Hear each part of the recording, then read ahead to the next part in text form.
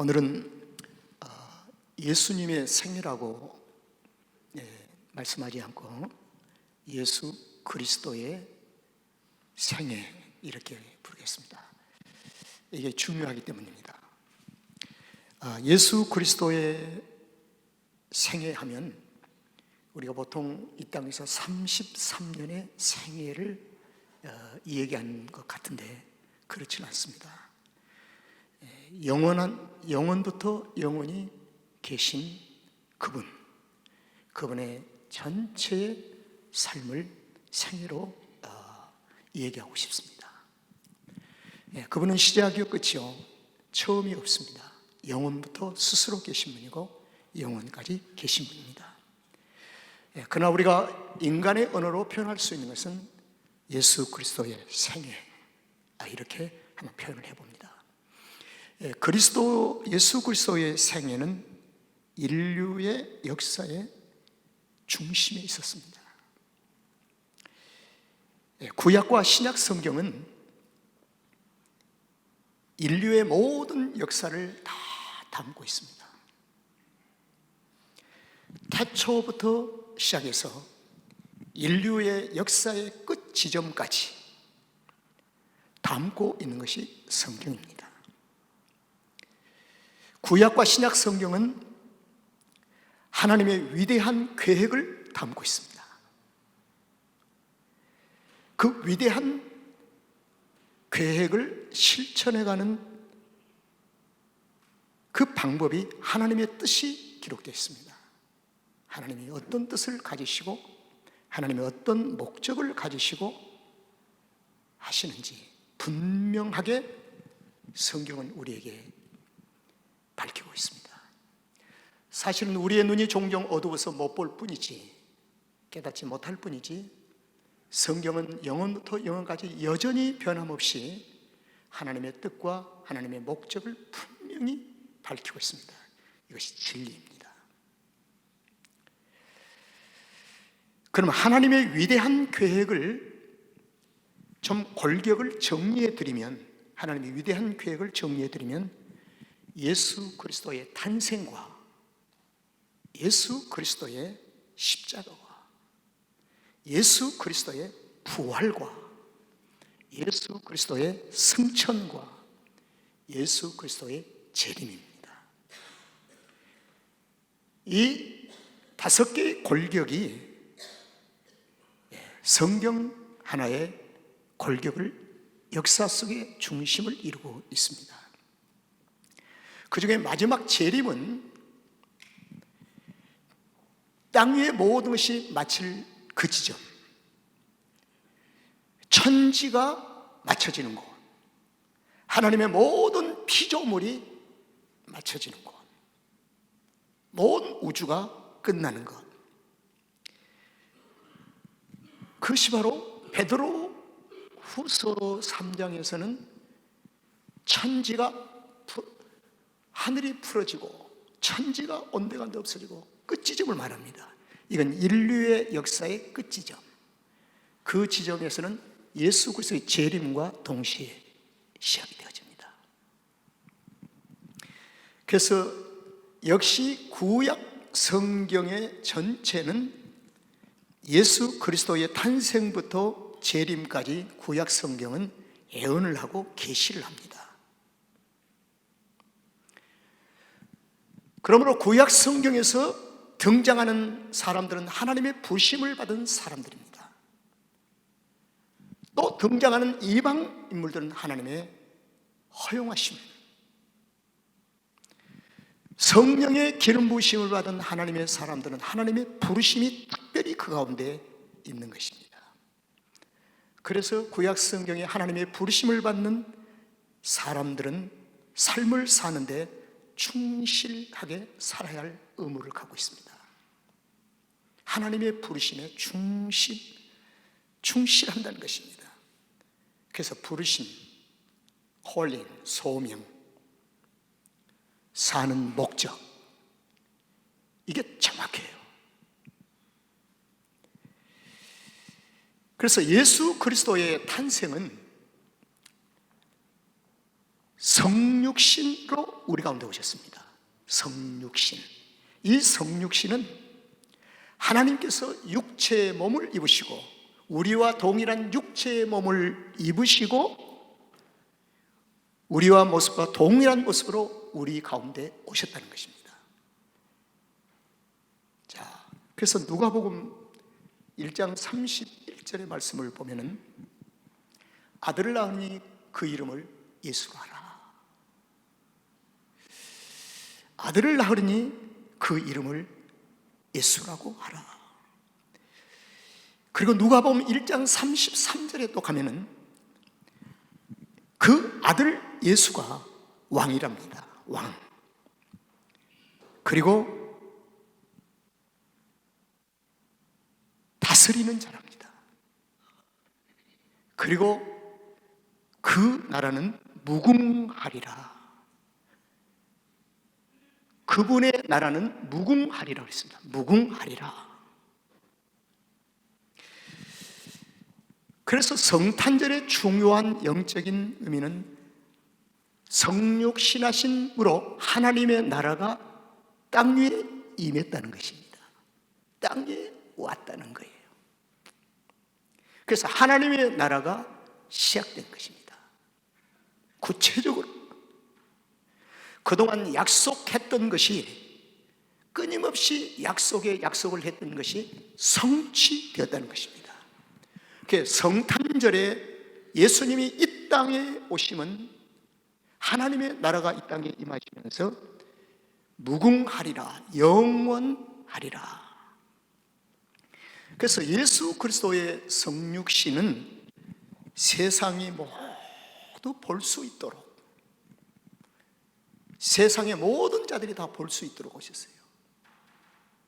그리고 만질 수 있도록.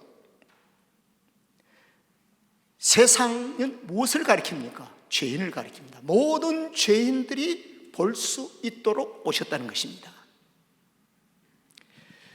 그런데 세상이 볼 수 있고 모든 죄인들이 육체의 눈을 가지고 볼 수 있는 것은 주님의 탄생과 십자가까지만 하나님이 보여주시고 그 다음에 비밀로 감춰버리십니다. 십자가에 못 박히신 예수 그리스도를 모든 군중들이 다 보았습니다. 못 박는 로마의 병정도 보았고 제사장도 보았습니다. 그러나 십자가까지만 세상 앞에 보여주시고, 십자가에서 삶이 출발되어진 그리스도인들에게 그 다음부터는 부활과 승천과 재림만을 보여주십니다. 이걸 비밀이라고 합니다. 그래서 이 비밀은 믿음이 아니면 이 비밀을 들어갈 수가 없습니다.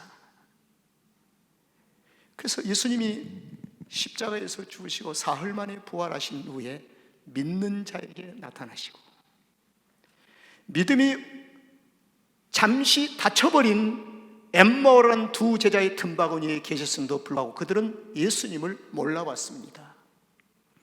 비로소 그들의 가슴이 뜨거워지면서 눈이 열리면서 믿음이 열리면서 메시아임을 알게 되었습니다.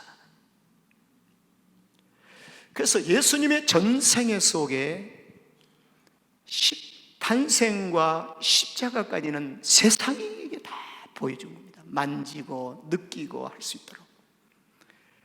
그러나 그 십자가에서 초청되어진 사람들과 만남이 이루어진 사람들만이 그 다음부터 부활을 보게 되는 거. 하나님의 영광스러운 비밀 속으로 들어가게 된 것입니다.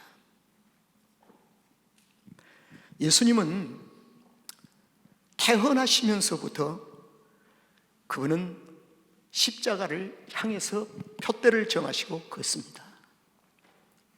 이게 우리의 구원의 은총을 받고 나니까 아픔이에요. 나를 위해서 그 태어나신 예수님이 어찌 죽음이 있는 십자가를 향해서 걸어가는 목적을 설정하고 걸어가실까?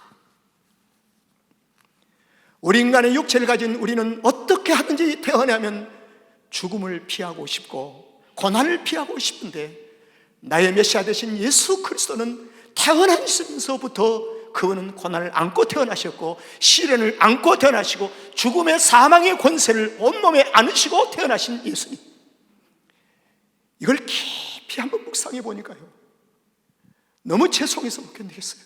주님 앞에. 그래서 예수님은 성육신 하심으로 태어나시면서 그의 모든 삶의 여정을 성경은 밝히고 있습니다. 어디로 갑니까? 애굽으로 가요. 애굽으로. 애굽은 세상을 말하지 않습니까? 애굽에 묶여있는 하나님의 거룩한 백성들을 구원하시기 위해서 이 땅에 오시는 하나님의 거룩한 사역을 우리에게 미리 보이시면서 주님의 앞길에 교회 시대에 열려질 하나님의 거룩한 부르심을 우리에게 가르치고 있는 것입니다. 그냥 우연히 헤롯이 무서워서 애굽으로 피난 가셨습니까? 전지전능하신 하나님이신데요, 온 우주 만물을 한 손에 쥐고 통치하신 분인데 헤롯이 무서워서 피난 가셨습니까? 아니올시다. 하나님의 뜻을 이루기 위하여, 그분이 오신 목적을 이루기 위하여. 여러분, 그래서 저는 베들레헴에 오신 예수님을 환영하면서 마시고 즐겁게, 이것은 그리스도인의 삶의 자세가 아닙니다.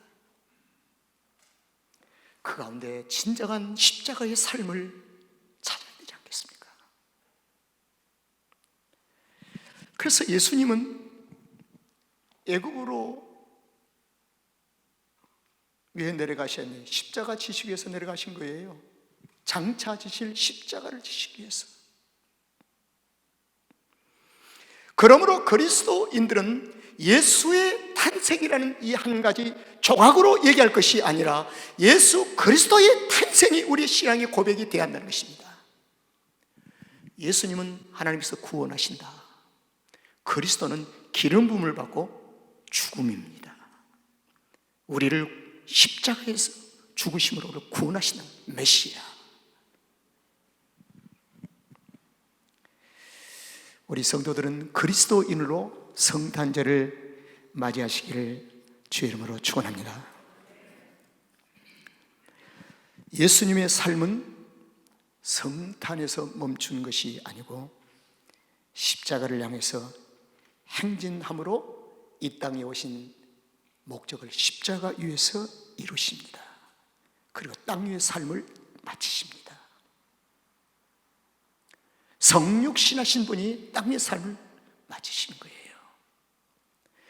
그래서 성숙한 성도는 춤추는 감성에 의해서 춤추는 성탄절이 아니고 성탄과 십자가를 안고 기쁨과 즐거움이 있는 구속의 은혜를 가지고 맞이하는 것입니다. 하염없는 감사함으로.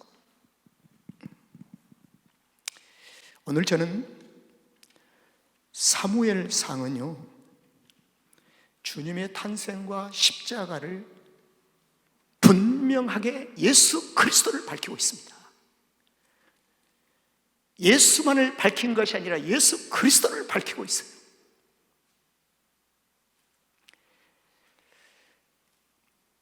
그래서 사무엘상 16장은 이곳에서 16장에서 메시아의 탄생과 십자가를 보아야 합니다.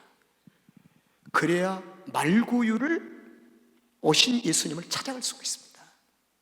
아무나 찾아간 게 아니에요. 하나님의 허용하신 사람. 아무나 찾아갑니까? 동방박사만 하나님이 허락하시고 목자만 허락하시는 하나님의 거룩한 뜻을 아십니까? 십자가의 깊은 진리를 모르고 아무나 찾아가지 말라는 것입니다. 십자가의 진리. 1절 말씀을 한번 보겠습니다. 사무엘상 16장 1절은 여러분들이 보시면서 한번 들어보세요. 내가 이미 사울을 버렸다. 이렇게 시작돼요. 내가 이미 사울을 버렸다. 이스라엘 왕이 되지 못하게 했다. 이 버렸다고 하는 것이 하나님의 구속사의 아주 중요한 핵심적인 단어입니다. 버렸다. 여러분, 저는 이 말씀이 사무엘상 13장에 보면은 사울이 블레셋과의 싸움을 앞두고 초조하고 긴장한 가운데 제사를 드리고 싸워야 되는데, 희생 제사를 드리고 싸워야 되는데 제사장인 사무엘이 와줘야 되는데 더디 옴으로 사울이 지가 제사장이 아니면서 제사를 드렸어요. 이걸 우리가 죄라고 합니다. 그런데 성경은 이 죄 때문에 사울을 버렸을까요? 아닙니다. 오늘날 이 교회가 영적인 이 문제에 대해서 이 문제를 매우 착각하고 있습니다. 만약에 이 죄 때문에 사울을 하나님이 버리셨다면 다윗도 버려야지요. 다윗도 통치하는 왕 중에 죄를 범했습니다.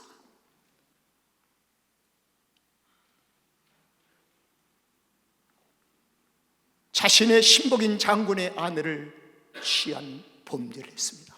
버려야지요. 오늘날 이것이 잘못 남용되고 있다는 것입니다. 하나님의 거룩한 구속사와 깊은 하나님의 계획에 보는데 실패하기 때문입니다. 딱 한 가지입니다.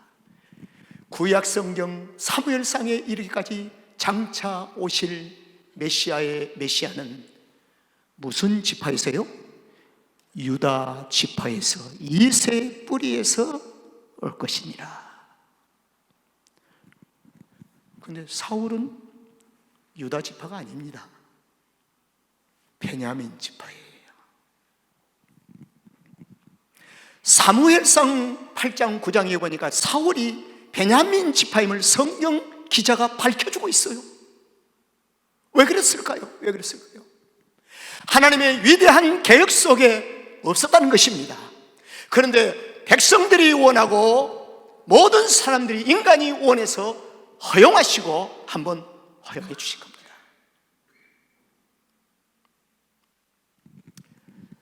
그래서 하나님이 버리신 거예요. 그래서 이 버렸다고 하는 이 용어는 아무에게나 쓴 게 아닙니다. 구원받은 성도들을 하나님은 결코 버리지 아니하신다. 믿습니까?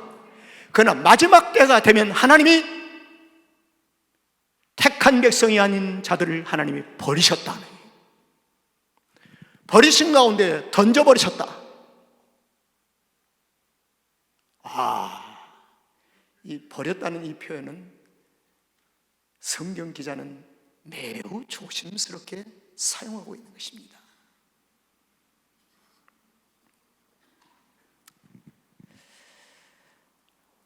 사울의 범죄로 버림이 아니고 하나님의 계획 속에 없었던 사울이 튀어들어와, 그래서 이 사울이 철저하게 세상화됩니다. 그래서 세상화된 이 사울이 기름 부음을 받은 다윗을 공격합니다. 이 성경의 말씀을 응하시기 위하여, 하나님의 거룩한 뜻을 이루기 위하여 이 땅에 오신 메시아는 세상으로부터 모든 고난과 시련과 핍박을 받을 것이니라. 그리고 십자가를 지실 것이니라. 하나님의 위대한 계획 속에 있습니다. 위대한 계획. 그리고 사무엘에게 내가 이미 사울을 버렸으니 왕이 되지 못할 것이니라. 그래서 사무엘은 막 슬퍼합니다. 자기가 백성들의 장로들의 얘기를 듣고 왕으로 세웠습니다. 기름을 부었습니다. 그러나 버렸다는 이 말에 사무엘은 왜 슬퍼했을까? 자신의 연약함. 두 번째로는 사울의 성격을 알기 때문에. 멀쩡한 왕을 두고 베들레헴으로 가서 이세 가정에 제사를 드려라. 그리고 그 가운데 제사는 희생제사 그리스도가 태어난 것이다. 왕을 세워라 할 때 엄청난 사울 왕의 시퍼런 칼날이 다가올 것을 알고 있잖아요. 무서운 것입니다. 그 1절 하반절에 보니까 너는 기름을 뿔에 가득 채워서 가라. 그리고 어디로 보냅니까? 베들레헴으로. 베들레헴의 사람 이세에게 보냅니다. 하나님이 세우시는 메시아는 베들레헴에 태어난다는 것입니다. 사울을 베들레헴에서 세운 게 아닙니다요. 그래서 모든 것이 하나님의 거룩한 계획 속에 아웃사이드.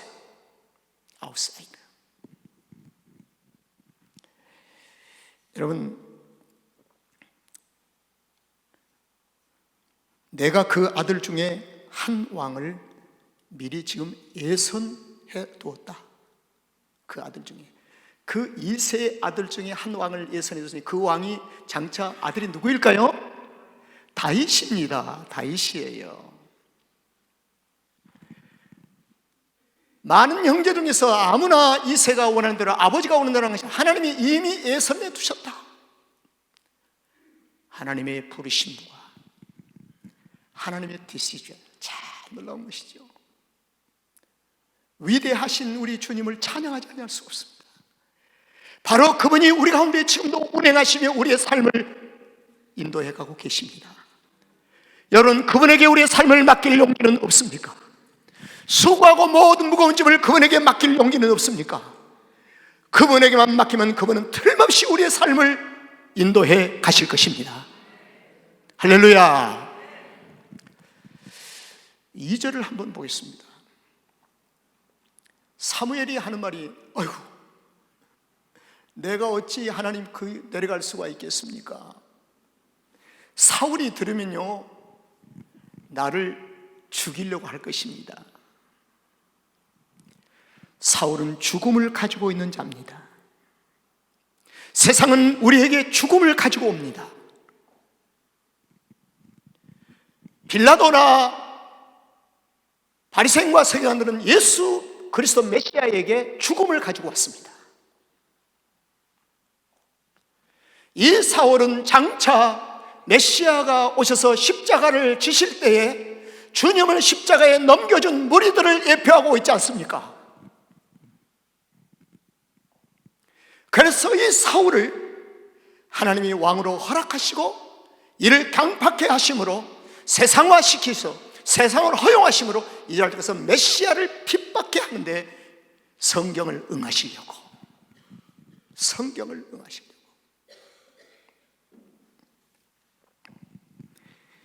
그리고 2절에 보면은요, 아주 중요한 게 나옵니다. 베들레헴은 예수님이 태어나신 곳인데요, 동시에 그리스도가 태어난 곳입니다. 마지막에 보니까 내가 여호와께 제사를 드리러 왔다. 제사는 희생 제사를 가리킵니다. 희생 제사는 신약의 메시아가 십자가에서 못 박혀 죽으시는 그 장소를 희생의 제사입니다. 그래서 베들레헴에는 예수가 오셨고 희생자신 그리스도가 오신 겁니다. 그래서 우리는 베들레헴은 예수 그리스도께서 오셨다는 것입니다.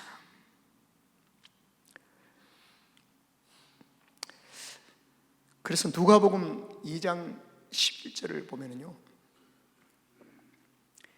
분명히 밝히고 있습니다. 들어보세요. 다윗 동네가 어디냐면 베들레헴입니다. 베들레헴에 구주가 나섰으니 따라합시다. 따라해보세요. 곧 그리스도시니라. 아들을 낳으니 이름을 예수라고 하시더니 누가복음에 넘어가서는 2장에 가서는 그 베들레헴 땅에 다윗의 동네에 구주가 나섰으니 곧 그리스도시라. 그래서 베들레헴에는 예수 누구요? 그리스도. 그리스도는 십자가입니다. 예수는 하나님의 구원 선포십니다. 구원자십니다. 그래서 궁극적으로 베들레헴은 죄인이 구원받는 곳입니다. 저와 여러분이 구원받는 곳입니다. 성탄절의 중요한 중심적인 주제는 죄인이 구원받는 날입니다. 할렐루야. 이 사실을 우리가 받아들여야 돼요. 그래야 성탄절의 진정한 의미를 깨닫고 성탄절 주님을 기쁘게 드릴 수가 있습니다. 여러분, 예수님이 베들레헴에 탄생하실 때에 목자도 오고 동방박사도 왔잖아요. 그건 하나님이 이끄셔서 왔습니다. 하늘에 별 없이 지들이 어떻게 오겠어요? 하나님이 다 인도하셨죠. 그리고 목자들에게 여호와의 빛을 비춰주지 아니하시면 어떻게 올 수 있습니까? 하나님이 이끌어 주셨다는 것입니다. 그런데 동방박사가 베들레헴에 올 때 세 가지 예물을 가지고 왔습니다. 하나는 무엇인가요? 뭐예요? 황금, 유향, 뭐요? 몰약. 이건 십자가입니다. 황금은 왕이세요. 대속의 제물이 되어신 유향과 몰약. 그런데 오늘날 현대 교회나 현대 그리스도인들의 삶 속에 침투하는 게 뭐냐면 그리스도가 없는 성탄절, 춤추는 성탄절이 되어버리고 말았어요. 그러다가 변질이 되는 거지요.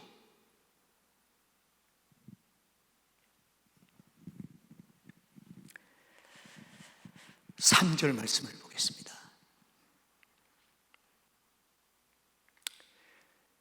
이새를 제사에 청하라. 초청합니다. 내가 너의 행할 일을 가르치라. 내가 네게 알게 하는 자에게 나를 위하여 기름을 부을지니라. 누구를 위해서요? 나를 위해서. 하나님께서 자신을 위하여 나의 계획을 100% 완수하기 위하여 1.1핵이라도 틀리지 아니하고 온전한 하나님의 계획에 내가 순종하기 위하여 나를 위하여 기름을 부을지니라. 그래서 다윗이 기름 부음을 받습니다. 여러분, 이제 4절 말씀으로 넘어가 봅니다. 아주 중요한 단어가 여기에 또 하나 우리에게 소개되어집니다. 다 같이 읽을까요? 시작. 사무엘이 여호와의 말씀대로 행하여 베들레헴에 이르매 성을 장로들이 떨며 그를 영접하여 가로되 평강을 이하여 오시나이까. 평강. 예수님이 가장 좋아하시는 게 무슨 단어인지 아세요? 뭐예요? 평강이에요. 평강은 하나님 나라의 전체를 상징합니다. 아무리 정당성이 있다는 대로 평강이 깨져버리면 안 됩니다. 우리의 언어와 우리의 사고가 아무리 정당해도 하나님의 나라의 평강이 깨져버리면 안 됩니다. 평강. 너희에게 평강을 주노라. 요한복음 20장 19절에서 부활하신 후에 주님이 첫 선물을 주셨습니다. 이날 곧 안식후 첫날 저녁에 제자들이 유대인들을 두려워하여 모인 곳에 문들을 꼭꼭 닫더니 예수께서 오사 가운데 서서 가르치되 너희에게 뭐요? 평강이 있을지어다. 하나님의 나라는 평강이 있어야 합니다. 여러분, 이 평강은 제조기로 만든 것이 아닙니다. 하늘로부터 와야 합니다. 그럼 하늘로부터 올 수 있는 유일한 통로를 마련해 줘야 되는데 그 통로가 뭐냐면 믿음이라는 통로입니다. 믿음은 뭘까요? 메시아, 주는 그리스도시요 살아계신 하나님의 아들이신 그리스도십니다. 이 고백이 정직할 때 평강이 임해요. 그리고 성탄의 진정한 즐거움을 누릴 수가 있습니다. 이제 말씀을 마치겠습니다. 5절 말씀. 이 5절 말씀에 보면은요, 성탄절을 맞이하는 그리스도인들에게 중요한 자세를 제공하는 성숙한 그리스도인이 되기 위한 세 가지 요소가 다 담겨 있습니다. 베들레헴 안에 있는 게 다 여기 있어요. 첫째, 평강입니다. 평강. 어둠은 평강을 누릴 수가 없습니다. 빛으로 오신 예수님을 온전히 영접할 때 평강이 이루어집니다. 두 번째는 제사가 들어있어요. 함께 제사하자. 그리스도인들아, 우리 함께 제사하자. 함께 십자가에서 만나자. 우리 모두 온 가정이 십자가로 함께 올라가자. 주님과 함께 그곳에 가보자. 제사하러. 그리고 성결이 있습니다. 성결. 여러분, 이것은 거룩함의 삶입니다. 성탄절에 육체에 맡겨서 취해 살지 말고요, 즐겁게 사세요. 즐거운 날 만드세요. 기쁜 날만. 그러나 예수 그리스도의 신앙 고백터 위에 기뻐하세요. 마음껏 즐거워하시기를 주님으로 축원합니다. 육체를 채우기 위한 즐거움이 아니라는 것입니다. 이게요. 그래서 우리는 세상 사람들의 성탄절을 맞이하는 것 전혀 다르지 않아요. 전혀 달라요. 저는 여러분들 내일 할 수만 있으면 가족들과 함께 한번 지내는 시간도 가지세요. 그리고 멀리 드라이브에서 여행도 하세요. 가족과 진지한 대화도 나누시고요. 그동안 예수님 없는 가족의 진지한 대화 속에 주님을 모셔드리고요, 주님과 함께 더불어 한 진지한 대화를 한번 해보세요. 성령의 기름 부으심과 운행하시니 그 가운데서 역사가 일어날 줄로 믿습니다. 마무리합니다. 예수 그리스도의 탄생으로 온 인류가 즐거워하고 기쁨의 축제가 있지만, 어두운 세상에 있던 우리에게 오신 예수님은 십자가에서 그리스도로 약속을 성취해 주셨습니다. 그래서 구원받은 거룩한 백성들은 예수 그리스도로 성탄절을 맞이하는 것입니다. 성탄절은 어느 때보다 구속의 은혜로 충만한 즐거움과 기쁨을 누리는 평강의 왕이신 예수님을 뜨겁게 송축하여 영광을 돌리는 것입니다. 따라합시다. 메리 크리스마스. 메리는요, 즐거움입니다. 즐겁게. 크라이스트, 구속의 은총. 마스, 예배, 삶을 가리켜요. 크리스찬의 삶을 사십시오. 메리 크리스마스. 오늘도 메리 크리스마스로 하늘문 열리고 하나님의 임재하심이 넘치는 여러분들의 가정이 되기를 주의 이름으로 축원합니다.